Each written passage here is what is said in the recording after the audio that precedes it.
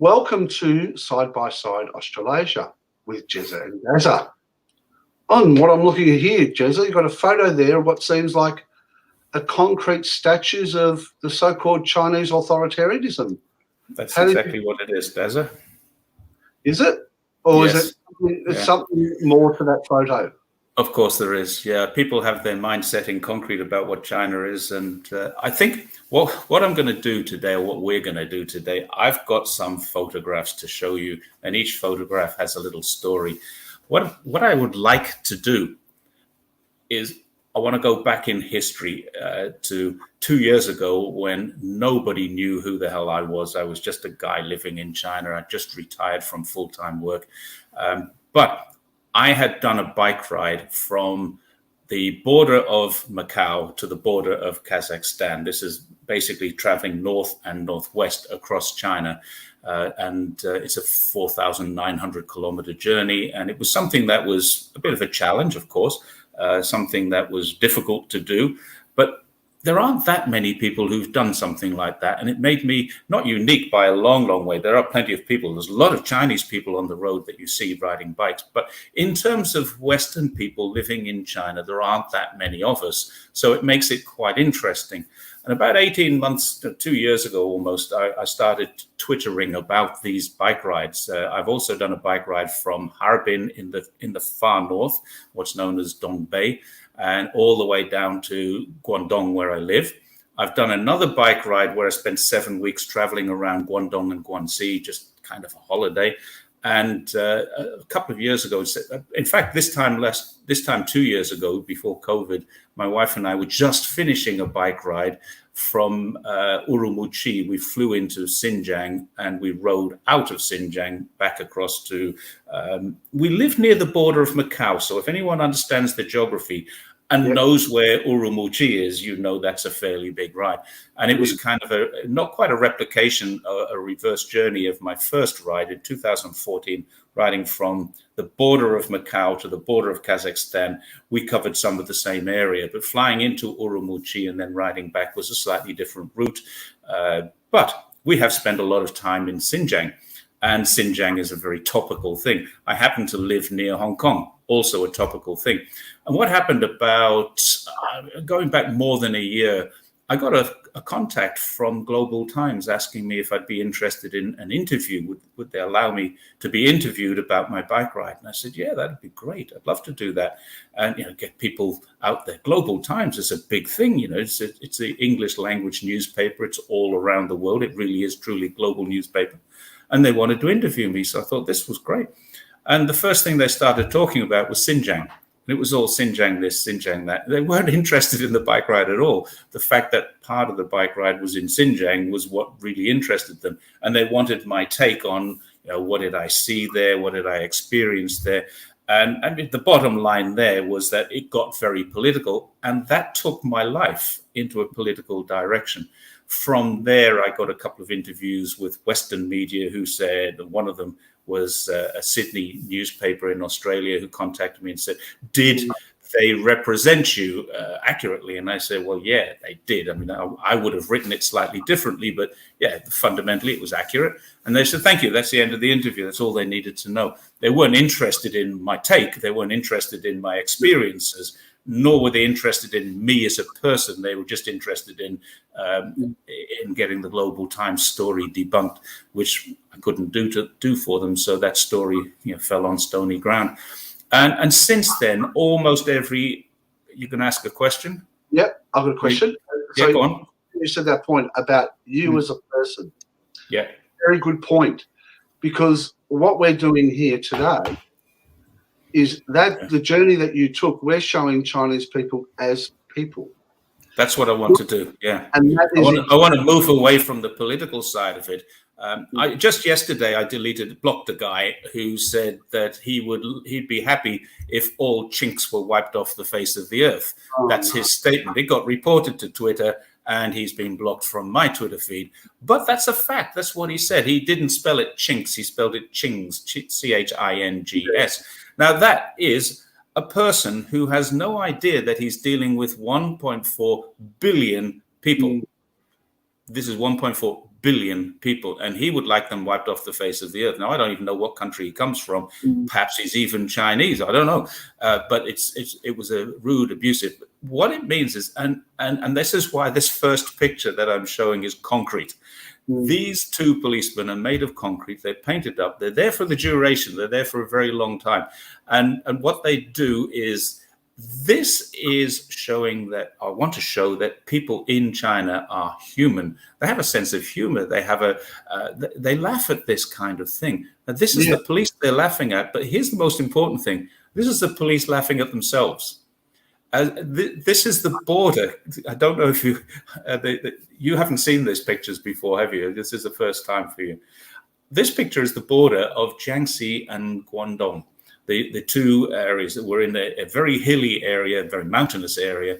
The mountains are not that high. They're about 800 or 900 meters high. The roads are very steep, very difficult to ride. And we came to the top of this crest. And just before you go down the hill, which of course a lot of people will be speeding up and accelerating, the first thing you see is two policemen. And if you're traveling at 60, 70 kilometers an hour and just about to speed up to 100, they do look kind of real.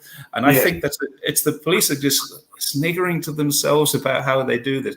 But you spot these kinds of things all over China. And that was the point that I wanted to make. Let's move away from the political situation where China is some kind of threat to some people and start thinking about the people of China. And that's what I wanted to do now. And I think what we can do through this program, through this channel, is we can introduce the Chinese people to those people around the world, hopefully, who watch you, and then say, well, these are real people. And 99.99 recurring percent of Chinese people are very, very nice people. It's a wonderful place to live. They're very accommodating, very friendly. Yeah, you can say I've got white privilege because I'm different when I live here, but I've been here a long time and they're still wonderful. They're still friendly. I've lived in the same suburb effectively for 17 years. People know me. They don't have to act up and behave nicely around me. They know I live here. They know who I am. I've been on Zhongshan television. I've been in Zhongshan radio, and people know. So effectively what I want to do is introduce, through my travels, I actually wrote a book, unpublished, called Two Journeys. That's the working title of it. And it was based on my bike ride in 2014, where we did a journey across the country. There's a lot of stories about that journey. Of course, you don't travel for a little over 2 months. But the book was based on that journey, using it as a kind of a backbone to talk about life in China. And life in China is a journey. It's a learning program.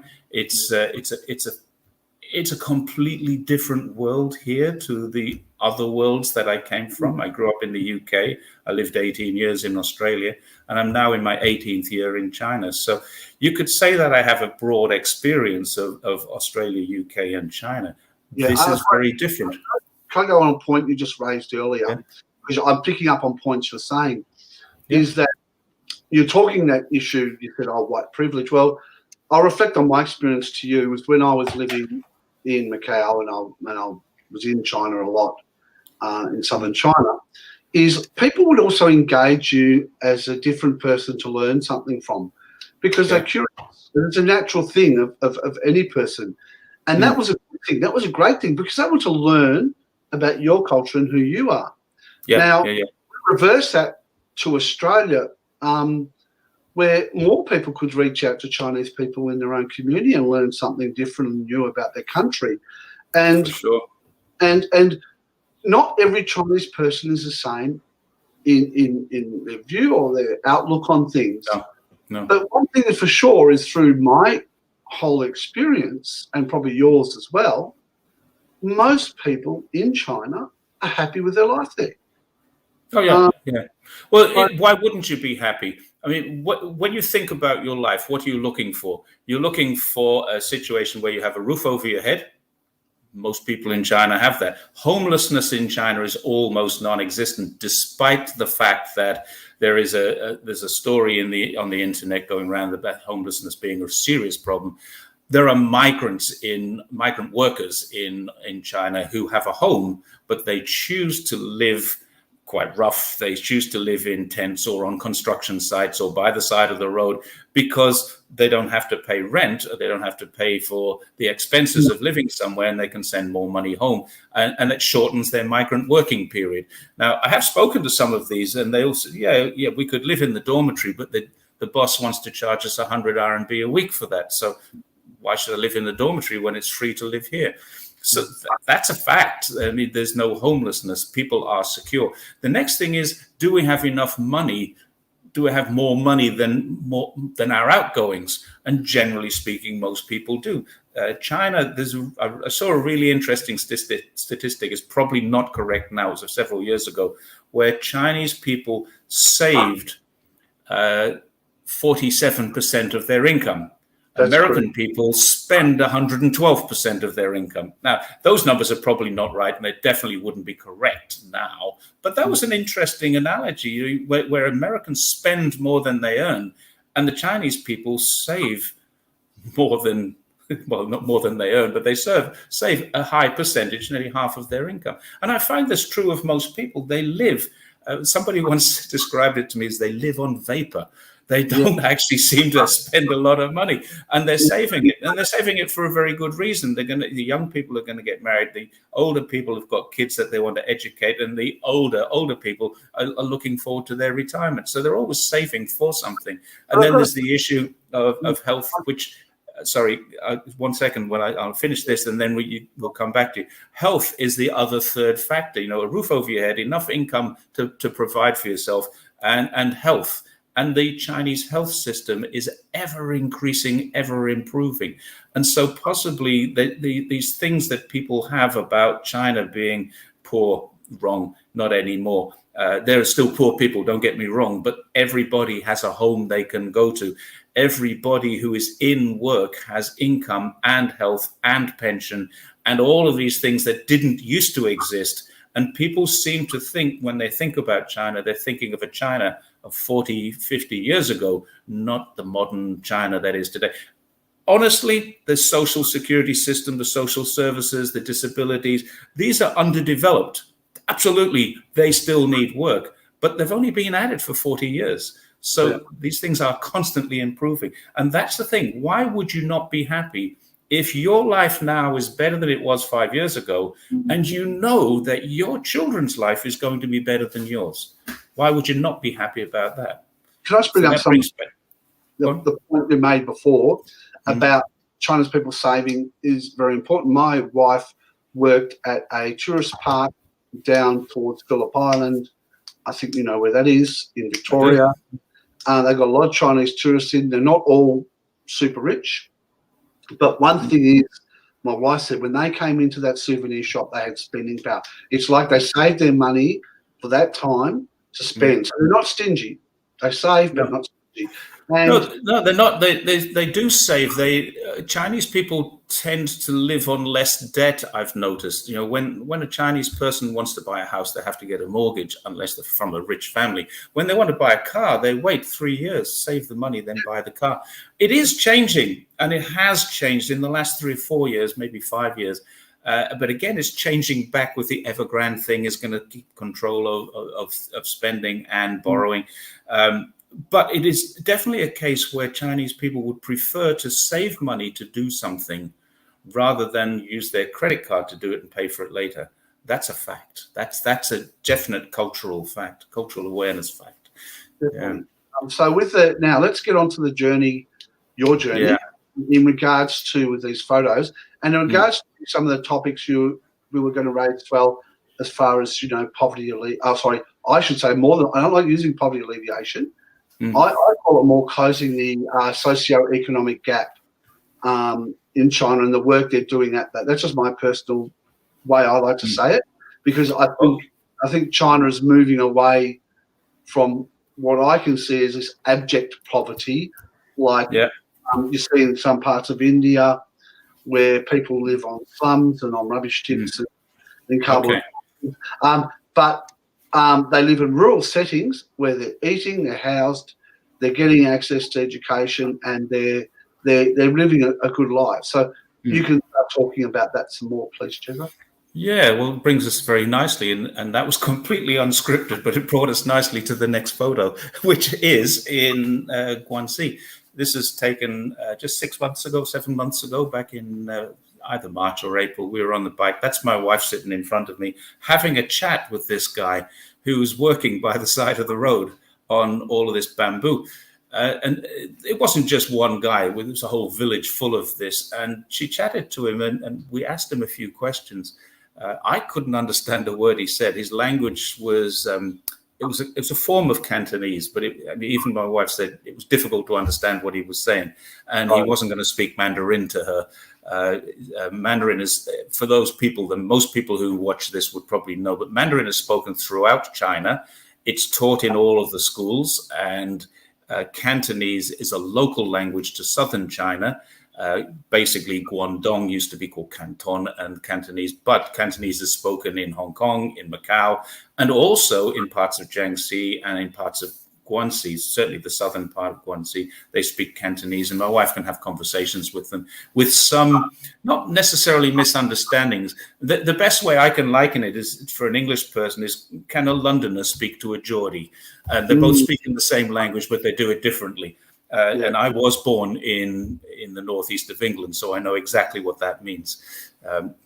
So we had a chat with this guy, and what he does all day, he's got no safety. You can zoom in and have a look at that, but there's no safety features on there. He's just got this saw where he cuts the edges of the rough edges off both ends of the bamboo, and then he measures it. He had a little ring thing where it had small, ever decreasing rings, and he measures the size of the ring, the size of the bamboo diameter, and then it goes into one or the other pile. The big ones go there, which go to scaffolding. The smaller ones go there, which go to somewhere else, and then the ones that are too thin will go to the furniture makers because they can be bent and they're pliable. So this whole village. And we asked him about his life. He said, "Oh, I used to do this with a knife, just every day." Now he's got this. He's got this machine that's doing this, and he's doing them really fast. And he said the great thing about this machine, when they installed it about a year ago, he said, I started to earn more money. I doubled my income from this machine because he can do things faster. And he said, "Well, do you stop for breaks? And is it tiring work?" He said, "No, you just get used to it." And he was chatting to us while he was doing it. And he's got into the system. And I said to my wife, "Be careful you don't distract him too much. There's no safety feature on that saw. And it's a circular saw. And he's got no protection on his hands. He's wearing gloves, but they're not protective gloves. They're just gloves to protect his hands from splinters." So we had a good chat with him. And his livelihood now, he said he works for this guy. He used to work in the city, and he came back. This is where you talked about poverty alleviation. Poverty alleviation has moved on now. It still exists, don't get me wrong. It's very, very big. But it's moved on to rural revitalization, where go on. To point up what you just said then just triggered something in my mind about in Australia with Indigenous people. This is a very important thing. There's incentives in our government here to move Indigenous people from their homeland in cities. But most of the time that move, they're worse off, right? If our government empowered Indigenous people here in Australia to be culturally engaging and support themselves in their homelands, it would be much more productive, because we're talking about a culture that's probably 40,000 years old, if not more. Yeah. That the social network of them being on the homeland is extremely important. So you said something very telling about this gentleman, being more productive and more happy where he was in where he is. Where he is. Not where he was. And being pushed to go to the city. Now, well, it was a very big thing. Farmers would go into the city, but they're totally uneducated. I mean, I don't know this guy's education experience, but I can talk about my in-laws. They're in their 70s now, but so they've retired. But my father-in-law had 3 years teaching, 3 years at school. My mother-in-law had 4.5 years. So she's the educated one of the family. And they're both very intelligent people. There's no doubt they're intelligent, but they're not educated very well. They do speak Mandarin, not well. They do speak Cantonese fluently. That's their local language. They can both read and write. Mum was actually a teacher. She was a mathematics teacher in primary school. And this is a benefit of the Cultural Revolution for them. They never ever had to move. They were living in Guangdong, so they never had to move anywhere because the work came to them rather than they went to the work. My father-in-law did some time in the army. I think he did 6 years military service. And when he came out of the army, he got allocated a job. This was how it worked in those days. Everybody was allocated a job. You went to work in a danwei, which is the work unit. And the work unit provided you with everything you needed in your life. And that's why socially and culturally, Chinese people are very different. This guy gets everything he needs in his village. He'll never be homeless. It's impossible for him to be homeless because his family has a home in the village. And that's what they don't understand in the West. It's very easy in the West to be homeless. You can always go back to your mother and father if they're still alive and they still have a home or a place for you. But in China, if you have a hukou, a household registration, to a village, that village has to look after you. The village will look after you. He's not homeless. No one can be homeless. So he's come back there, and I seem to remember it was 180 RMB a day that he earns doing this. And he can, if he wants, work 7 days a week, but he tends not to. He takes a day off every couple of weeks. And this is his job, just cutting and measuring. Now, if he's cutting that many bamboo stalks, some other people are in the hills cutting the bamboo from the crops. I don't know if you call bamboo a crop. It seems to grow wild everywhere. But they're obviously, this is a sustainable industry. Some of these will be made into chopsticks. Some of this will be made into furniture. Some of this will be sent. I don't know if you would have seen this in Macau and certainly in Hong Kong, the bamboo scaffolding. They build high-rise with bamboo scaffolding. It's really impressive to see. And some of this goes to there. And he said he just works for the boss and he gets paid. Some days he'll get 180 RMB a day. And he gets his food provided, and he's got a place to live and stay. He's very happy. His family's he told us he had a kid at school, and obviously that kid's getting an education. He didn't get probably the same opportunities, which is why he has menial labor, or manual labor, menial work. And I think his life is probably a lot better today than it was 5 years ago, particularly if he was working on a construction site in a city centre somewhere. We have to mention the happiness and the cultural happiness of where he lives. I can only reflect in my experiences with Indigenous communities in Australia, is that the happiness comes from the cultural empowerment of where they live, and it doesn't always come from them moving to the city to fit into our Western life. And if they're supported with that culture and in their community to do, whether it's cultural tourism, whether it's other aspects to financially sustain themselves in their Indigenous community, they're far more happier because they're also supposed to do ceremony with other people within the Indigenous community, and also that kinship support, which is very strong in Australian communities. Yeah, I don't claim to know very much about the Aboriginal culture, Aboriginal communities. I know very little. I lived in cities while I lived in Australia. But I can tell you that if you allow them to anyone, anywhere, it's not just Aboriginals or Chinese people, if you allow anyone to follow their own culture, they're going to be happier than if you encourage them to do something else. And that's China's way. This guy, I'm not sure if he's Han Chinese or Miao Chinese or Dong. There's a lot of different ethnic minorities in the countryside, particularly in Guangxi. Guangxi is actually the Guangxi Zhuang autonomous region. The Zhuang is the most predominant ethnic minority, so they have autonomy there. So he could very well be one of those as well. I don't know. But the fact is that these people are not just assimilated into the community, they're encouraged to retain their cultural identities and cultural differences. And people will be critical and say, oh, it's just for tourism. It's not. I mean, I'm a cyclist. I don't tour. I'm not a tourist. But I see people when I go through places like this wearing traditional clothes, carrying the babies in a traditional embroidered I don't know what you call that, papoose. I don't know what the name is, sling over the back. Sometimes it's a basket which has been hand woven from bamboo and reeds. And they're doing this. This is their tradition. They've been doing it for years. Now, if you ask this guy, what did your grandfather do? He probably was a bamboo harvester or bamboo cutter or whatever. It's the industry in that village. They're making money. Now, if you look carefully, you can see in the back of the picture there's a high-rise building. So it's not very far from a city, not very far from, or a town. But there is a beautiful river just behind there. You can't see the river in this. And we cycled alongside the river for 30, 40 kilometers. It was beautiful. It was one of the nicest days cycling I can remember. And it was only a few months ago. I can't wait to get back out on the road, to be honest. Oh, look, the experience I had when I was in Poland with my ex-wife was Polish, and her grandparents lived out on a rural farm. And I went out there and I went on a bike ride around that small town. I think it's Łódź in Poland. I really enjoyed it. The feeling was good. The environment was good. And I felt peaceful, and I felt, I enjoyed the experience. Simple house. They had a very simple house. It was a rendered, very old style, very provincial house. But I got fresh milk there. Everything's fresh. A shot of vodka.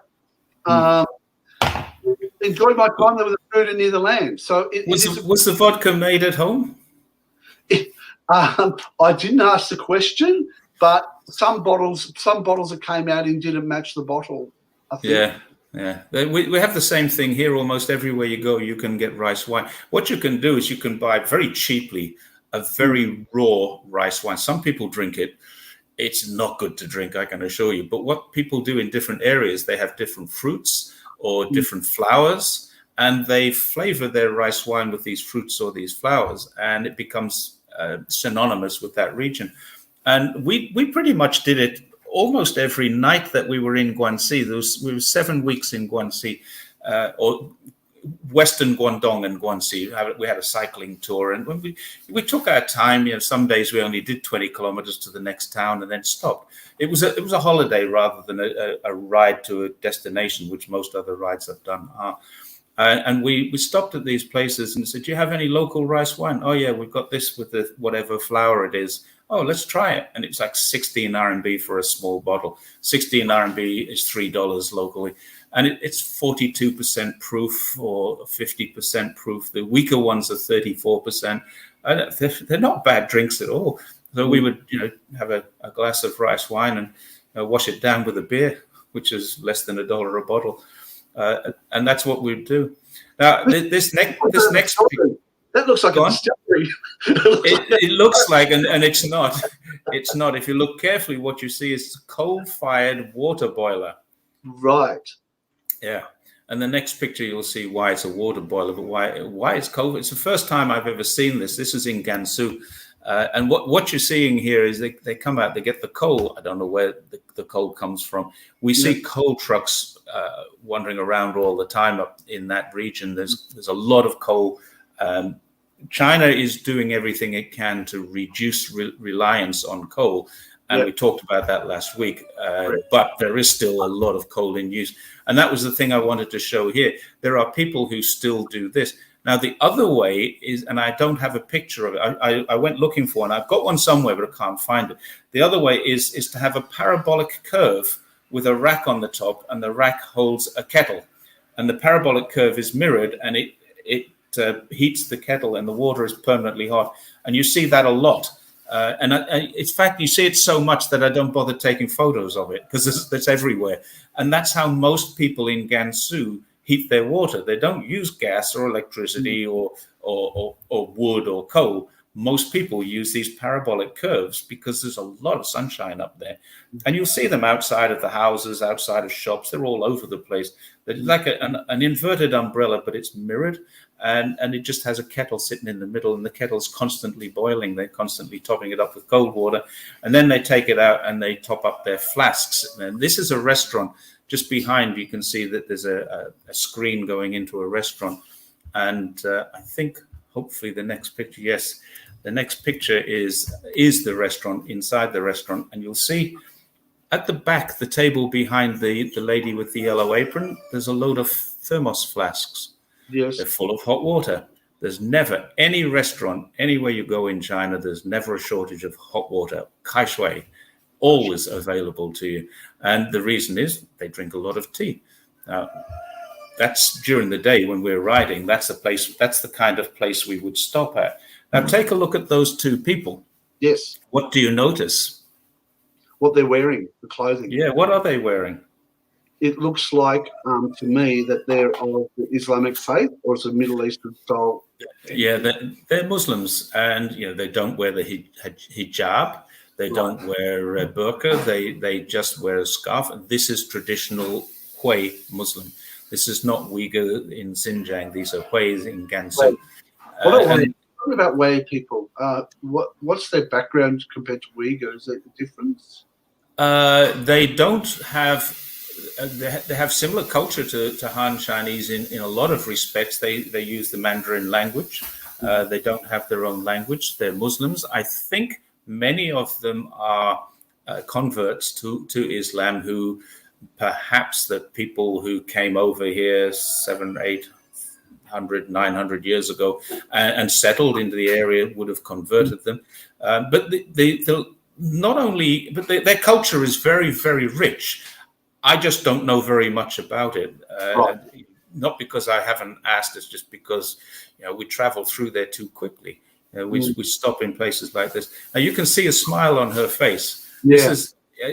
This is how it was when we went anywhere at all. Foreigners walk in. Now, what happens when you walk into a place like this? You are literally in the middle of nowhere. You're maybe 100 kilometers from the nearest city. When you're in Gansu, the distances are quite large. And then what happens? You walk into a place like this and everything stops and people, what's that? They're looking at you because you're getting off a bike, you're pulling your helmet and your scarf and your gloves off and you've covered your face because there's a lot of dust on the road. And they suddenly realize there's a bunch of white people just walked in. And it's like, wow, what's going on here? And sometimes, and I can see why people don't like it, because sometimes the Chinese face, when it's curious, looks a little hostile. It's like, what's going on here? And you walk in and you say something in Chinese, just ni hao or ni men hao, and you come in and say yao shifan, I want to eat, and the smiles, the beams just beam up, and it's like this. And we couldn't get out of this restaurant without signing copies of we left them we had a flag related to our charity ride, and we carried about 100 of these. They're very lightweight, it's like silk, but there's not silk. Silk's too expensive. It was a material that's cheap and like silk, but we had it screen printed with our charity information, what we were doing, and we would sign it and leave it in places like this, and that's what we did. So yeah, it was a really nice. I'd say it's a lovely experience to meet people like this.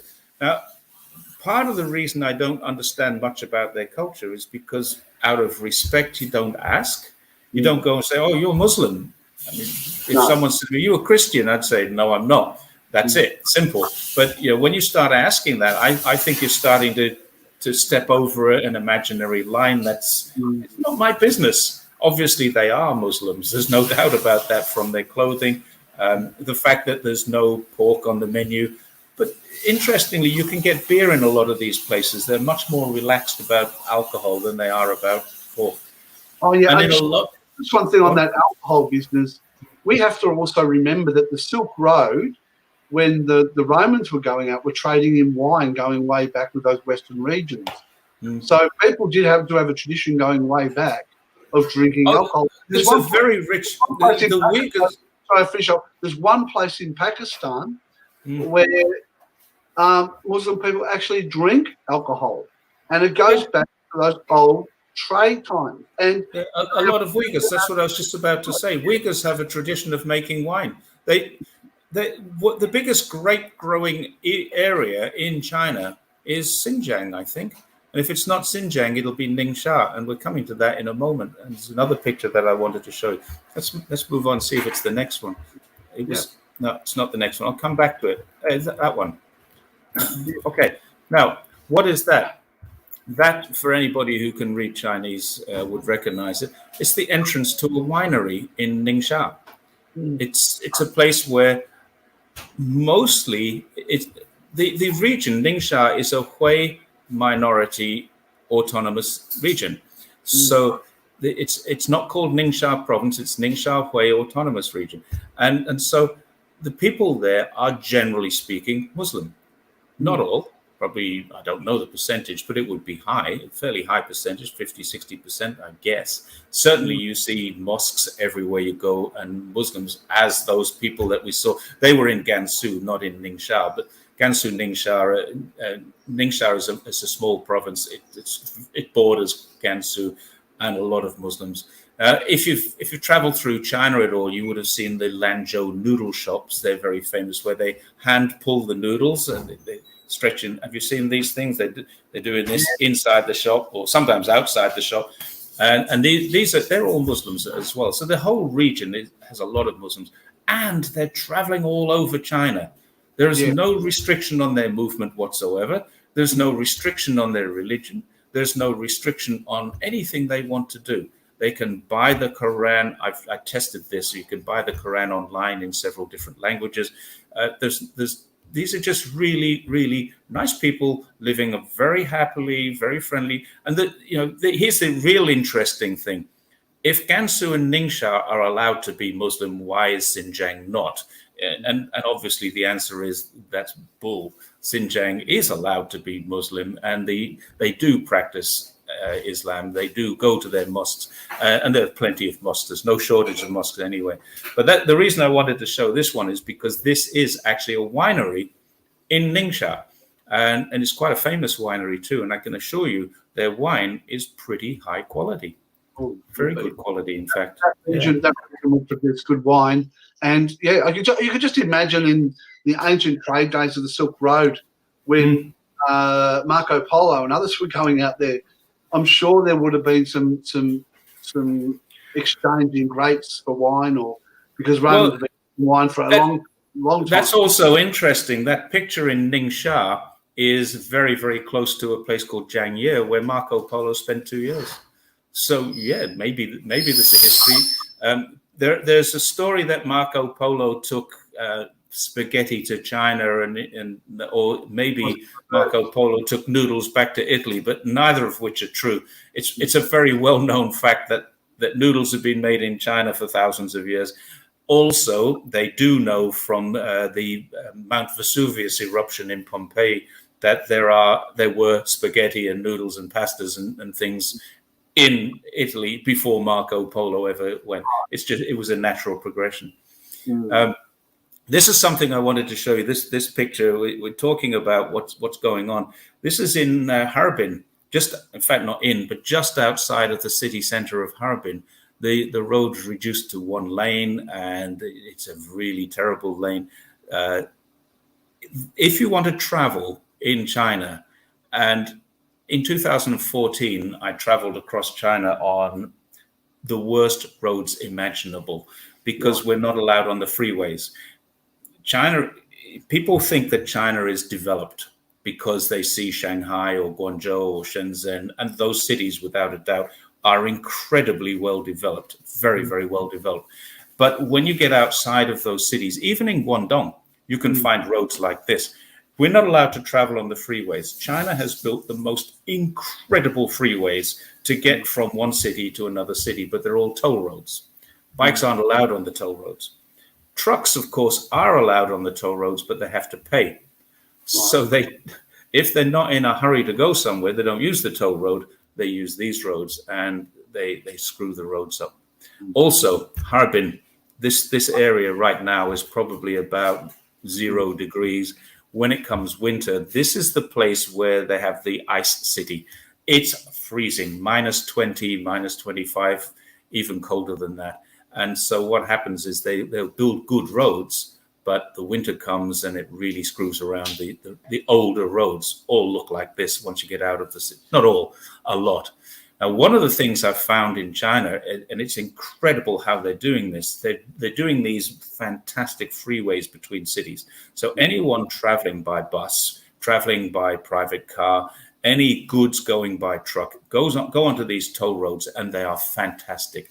There is no doubt that China has in my opinion, now there is no doubt, it's not just my opinion, China has the best road system in Asia, much better than Australia, and certainly 10 times better than the UK with its motorway system. China's road system between cities is fantastic. But if you have to use the smaller, minor roads, they are slowly, very slowly working on all of these roads. I mean, we're talking tens, if not hundreds of thousands of kilometers of roads.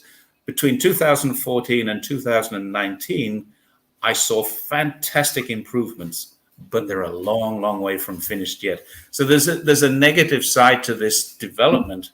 There's not a negative side.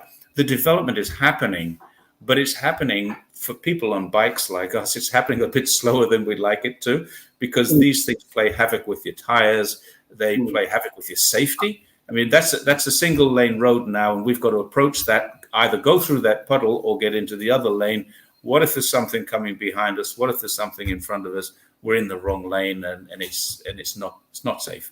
Well, so one point I want to be about that is that I see roads like that in Australia, in between country towns. There's big shows on TV where trucks, these large trucks we have, road trains, have a lot of trailers, travel through dirt and dusty roads that get flooded through floods in Central Australia and other areas.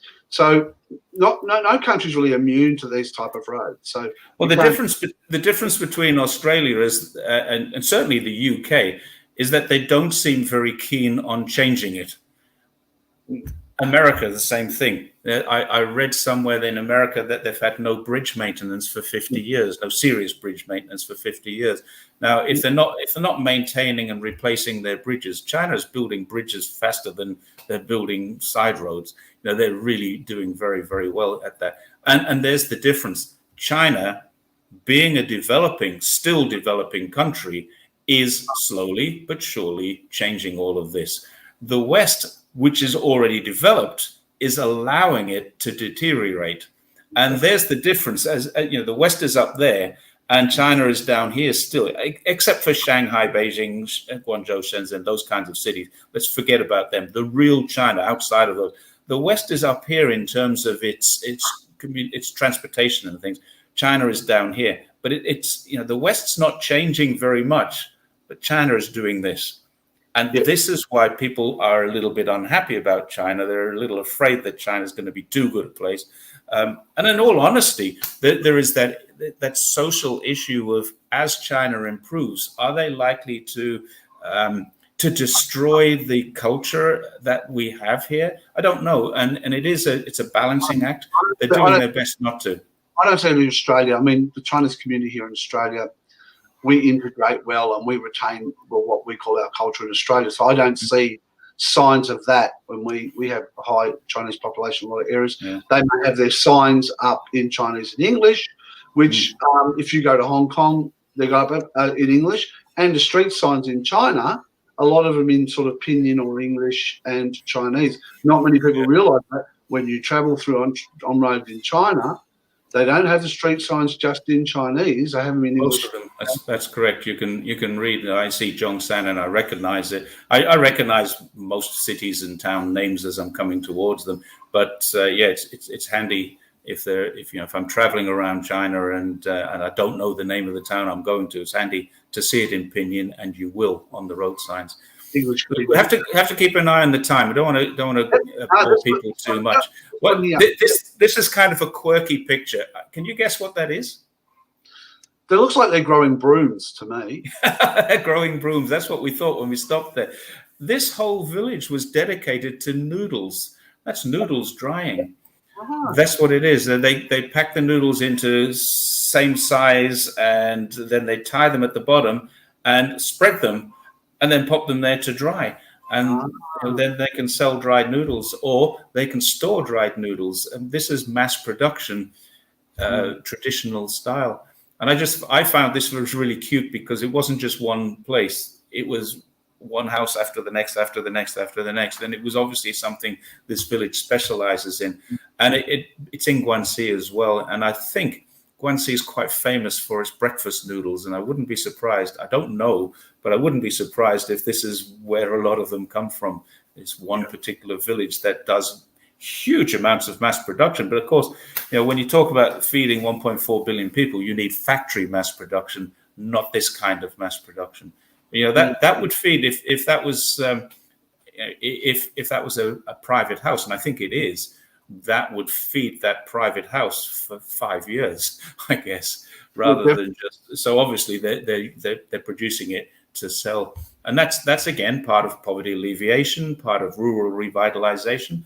I'm certain that we could put that picture into Taobao and find somebody on Taobao who sells that and have it delivered to our home tomorrow.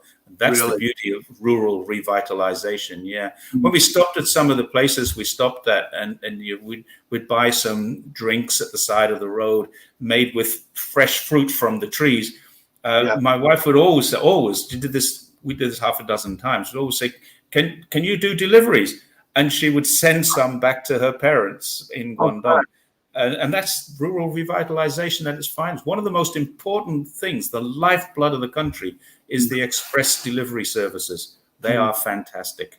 They're brilliant. And I think you can pick up whatever you want in China fresh from the farm, direct from the farm, just by going online and finding the farm that supplies them. But we travel through the countryside and we stop at the side of the road and say to a guy, can you send this? Yep, sure. And it's delivered the next day. We had some melon delivered from Hami, which is in Xinjiang, and we had some melon delivered to Guangdong. 36 hours it took. That's 5,000. Nearly 5,000. Farm gate to city gate. Well, it wasn't actually farm gate. This guy was street selling in the city center, but it was that morning. His stock had been on the vine on the ground. He takes his stock off the vine, puts it on his trolley, brings it into town, and sells it at the side of the road. And we finished dinner, and we just said, "Oh, look, we're in Hami. These are called Hami melon. This city is famous for this particular melon. Let's get some." And we're chatting to the guy, and my wife, I can't remember, I think it might have been my idea. Should we send some back to your mum and dad? And from there on, every time we stopped, we said, "Can you do delivery?" "Yeah, we can." And we sent kiwi fruits, and we sent passion fruit, and we sent other fruits back to mum and dad from wherever we were. We're traveling through an area, side of the road, they're selling something, and off it goes. It's as easy as that. So it is actually really interesting. And this is another aspect. Oh, coffee's been delivered. Thank you. Another aspect of being in China that I find so wonderful.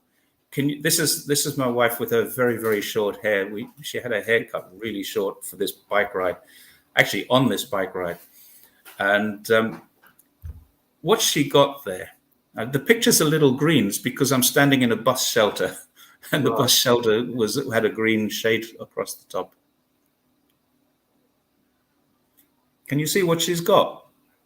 It seems like I'm trying to focus in on it. It just seems like a bun or a fruit inside there. It's a bag of apples. We were in an area in Shanxi. There's two Shanxis. There's Shanxi with a double A and Shanxi with a single A. The characters are very, very different. But the Shanxi with the double A is where we were.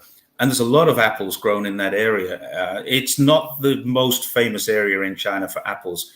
Yantai and that area in Shandong is much more famous for its apples. And I have cycled through there, and I have been given free apples. But in this occasion, I got a photograph. These two guys we stopped at the bus stop for a rest, and they just pulled up and said, "Hey, what are you doing?" "We're riding to Zhongshan." "Riding to Zhongshan, you're going to need some apples." And they gave us a bag of apples, just like that. They'd been to market. They'd sold a lot of their stock. You can't see it inside their little tricycle there. They've got some other apples.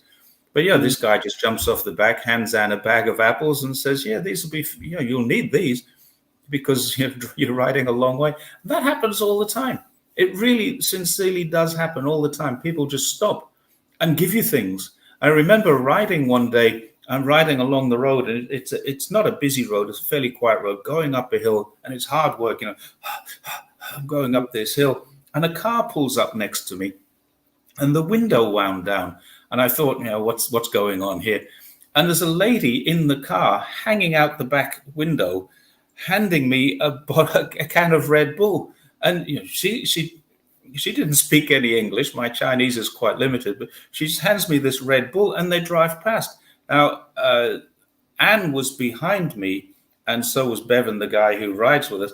And they both got given a can as well. So these are just driven past us. And Red Bull is for energy, gives you wings. They just saw us long hills sometimes, 100-kilometer hills. You're going up into the plateau around Gansu or Shanxi. You're often climbing hills. You're just as often coming down them as well, but climbing takes longer. And these beautiful people just pull up next to you. They're still driving. They're driving at the same speed as you and just hand you stuff to drink or something to eat. And you're going up a hill and you can't not take it. It'd be rude. So you just, oh, thank you, sheshini. And they go, jayo. And then they're gone. That's what they do. Really nice. Jayo literally means add oil. It's like a, come on, go.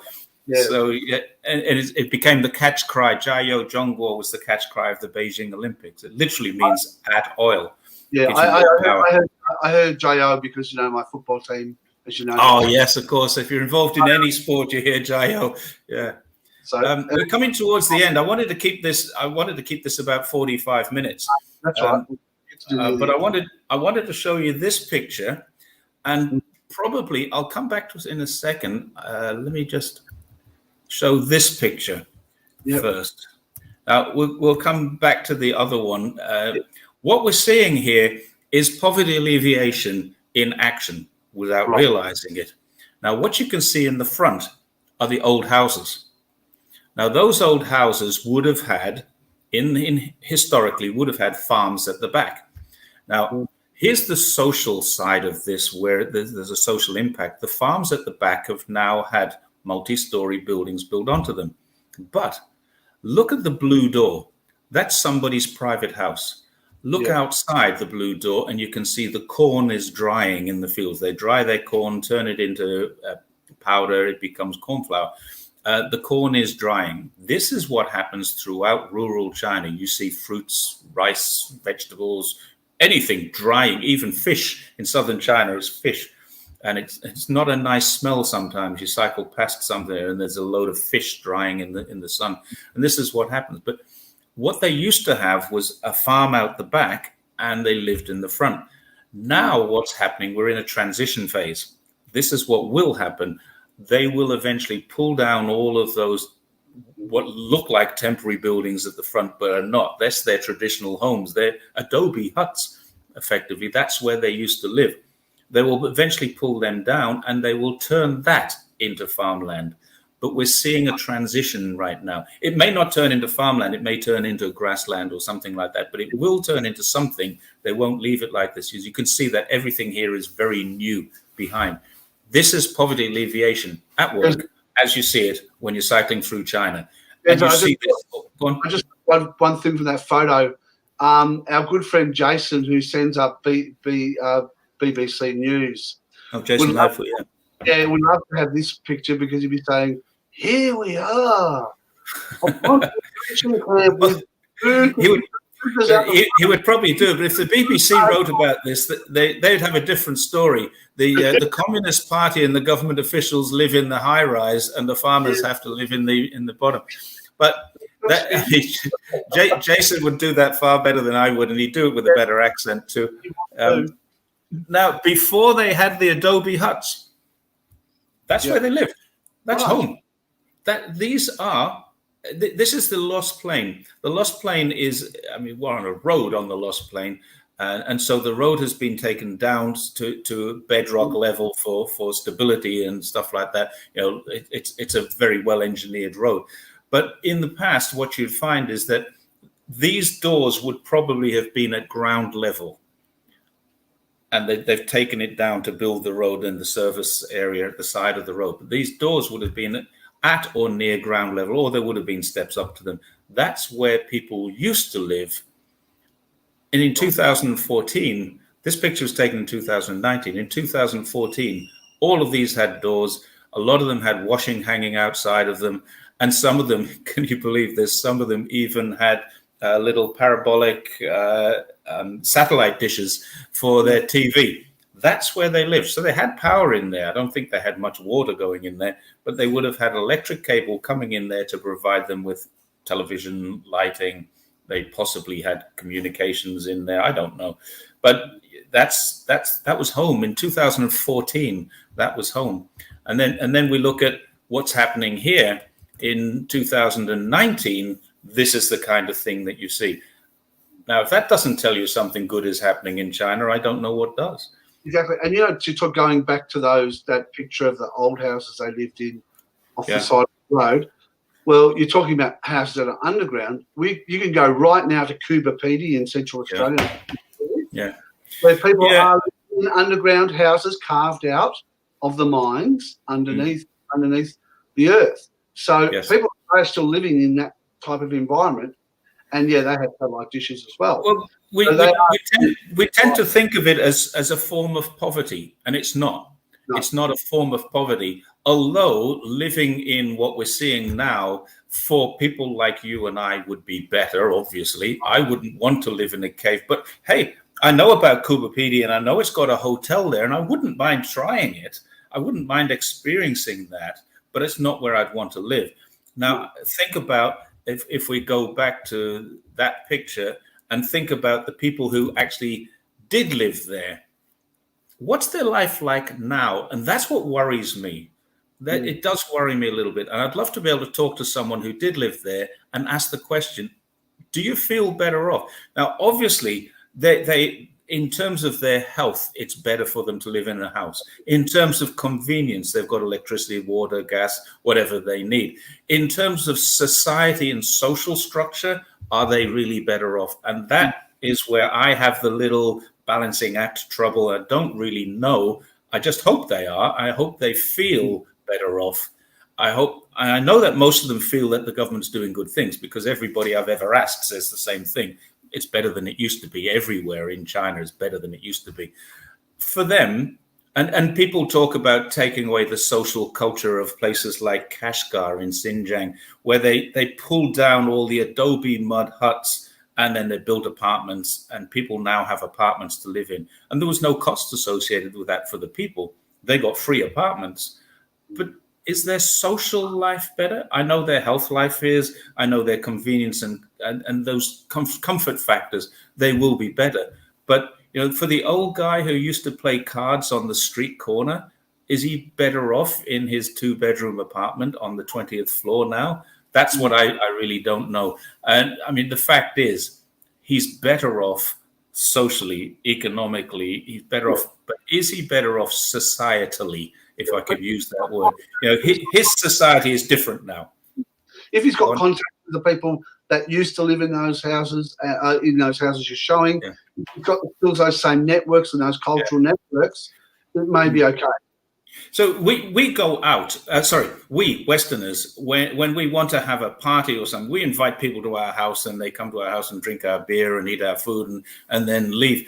Now, that's the way we do things. When they do things in a lot of these cultures, they go out into the public parks. Parks are huge in China. And I don't mean huge in terms of their size. They are.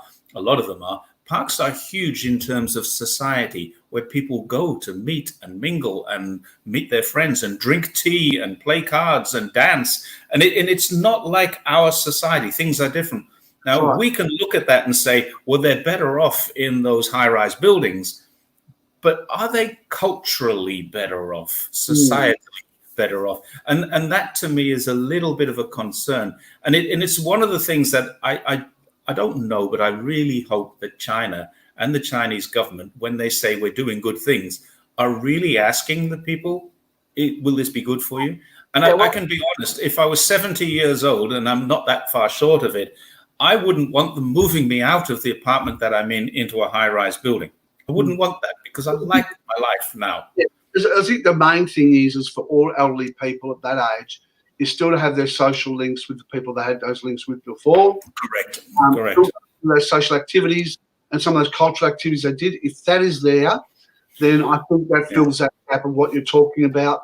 For sure. I'm not saying it isn't. I'm just saying I don't know. And it's something I would like to research deeper. because a lot of people are criticizing me on Twitter and things like that because they say, you don't understand the social implications. I say, well, I do understand the social implications, but I don't know what the social implications are. But do you understand the social implications living in Canberra or living in Newcastle and England or wherever you live? Do you understand them living where you live? Because probably not, and probably not as well as I do. And I openly admit I don't understand. So let's move on. This is the last picture. No, this is the second last picture. Right. I wanted to show this picture. This is the wife and I on day one, leaving Urumqi, and we stopped at this place because I said to my wife, "What's all this about? What's all this writing on the wall? It's a private house. It's somebody's private house." And she said, "Oh, it just means that if all the minority people live socially together, we'll have a harmonious society." Well, that makes sense. And I said, "Do you think the owners of the house wanted it there?" She said, "We don't know." But it's all over China. Everywhere you go in China, you'll find that written on walls, written on posters, written on factory gates, stuff about harmonious society and living together. And people say, well, it's just Chinese propaganda. Well, what is propaganda if that's the way you live and that is the way Chinese government lives? Is that propaganda, or are they just telling you facts? And you're forcing me to believe it by brainwashing me into believing. Well, yeah, as my wife just said, it's a good brainwash for those people who think that this is just the government with slogans. Social messages in Australia about not drinking and driving, or how to be diversity and the inclusion of multicultural people. So that kind of thing, the diversity and multicultural, when inclusion, diversity, multiculturalism, these are the kind of things that China has been doing since since history, but it's since the Cultural Revolution. And when things settled down, the Cultural Revolution was all about slogans as well, but that was very political. Now, you could say that this is political, but isn't this good advice? If all the people can live together, we'll have a harmonious society. I would say that's pretty good advice. Why can't other people think like that? Exactly. And why is it so nasty? Now, here's the other thing I wanted to point out. Can you see the languages? Yes, the other script. Do you know what languages they are? You can tell me that. Well, the bottom one, the bigger characters are Mandarin. Yep. The top characters are Uyghur script. That's now, right. We didn't just stop at this one because it had Uyghur script on it. We'd ridden past about 20 or 30 of them, and I said, hey, let's stop and get a picture of these before we get out of town and don't see it again. And then we got to the next town and we saw it again. So it wasn't really like this is a one-off. We stopped there because I wanted to get a picture of the Uyghur script and the Mandarin together. And I'd asked my wife as we're riding along, what do these all say? What are they? And she said, oh, it's just normal thing that the government says. Everybody should be happy. Everybody should live civilized. And so that's what this is. It's community slogans, yes. Is it propaganda, or is it a way of life? Culturally, this is the way China lives. Ethnic minorities are not assimilated into the major group, the Han. They are embraced. They are encouraged. They're actually incentivized to keep their culture. The government pays them to keep their culture because the government knows this is part of tradition of Chinese. As China modernizes, and if you go to Shenzhen people will hate me for this. There's no culture. No. Shenzhen people love the city, and I accept that. I don't live there, and I don't particularly like it. But then I didn't like Sydney, and I didn't like London, and there's a lot of cities I don't like. Shenzhen, to me, has absolutely no culture, no feeling. I love living in the city where I live because I can still find cultural buildings, cultural differences. I can still find what I call real China. You can't find it in Shenzhen. Those people from Shenyang can always travel the countryside and go on a cultural holiday. They can, and they're actually not far away from it. So I think we got there. This is the one last picture I wanted to show you, and then we'll wind it up on this picture. This I call this picture the road to nowhere, and it literally is. You are on one side of the road here, you have Kazakhstan, and the other side of the road you have China. And it is literally right on the border.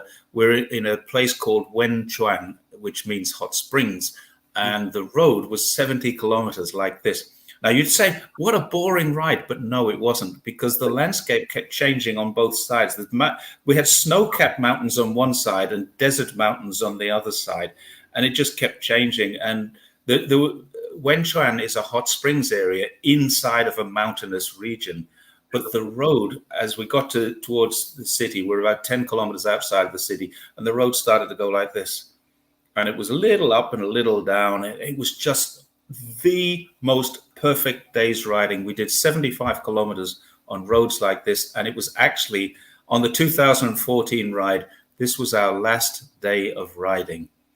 When we got to the end of this, we were at the border of Kazakhstan, or we were pretty much at the border of Kazakhstan. We had support vehicles with us from Urumqi to the border, and my wife and my co-rider's wife had joined us, and we were now on holiday. So this was the last day of riding in 2014. And I honestly thought at the time it would be my last big riding day. I'd be done by now. Because if someone said to me, would you do it all again? No way. It is just too hard.